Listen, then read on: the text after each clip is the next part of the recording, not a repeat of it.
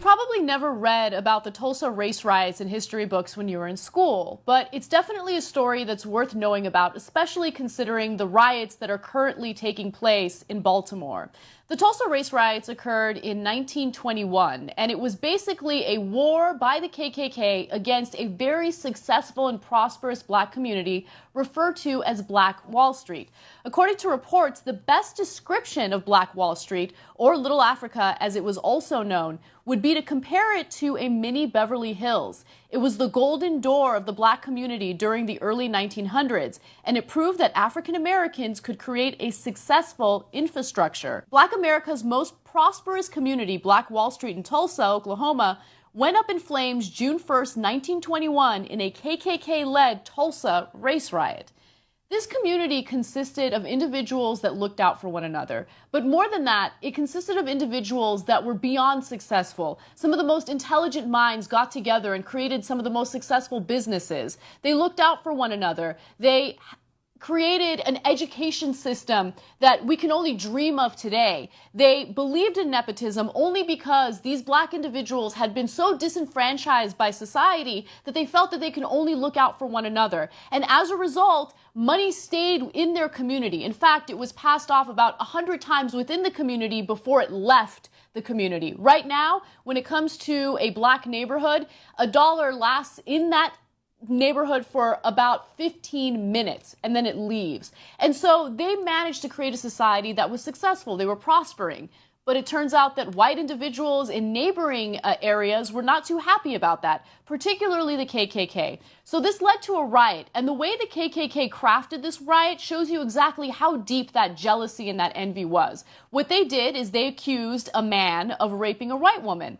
But of course that man didn't rape anyone. They just wanted to accuse him so they could go into the community and start violence and trouble. And so they accused this man.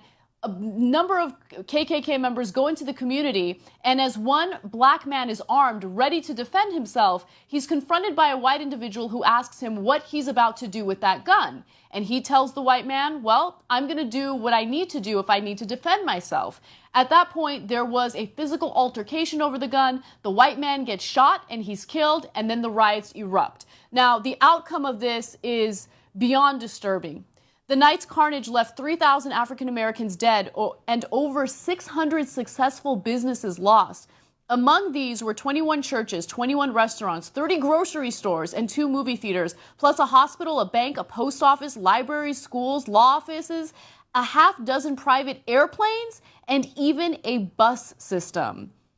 So the KKK goes into the successful black community and absolutely destroys it. And so when we talk about violence in the United States, and when we talk about things like white privilege or institutional racism, this is why it's incredibly important to take these issues seriously. Because when you look at the black community and you wonder why it is that they're angry, why it is that they're rioting, why it is that they're fighting back against things like police brutality and institutional racism, you have to look at the historical context of this country. You have to consider the fact that there was no restitution in this case. These people, 3,000 people, lost their lives. Their businesses were lost. What they had built was completely demolished. And you fast forward to today and you look at statistics and you realize, yeah, maybe things aren't quite as violent as the Tulsa race riots, but you have to consider the fact that African Americans are 4 times more likely to get arrested for marijuana.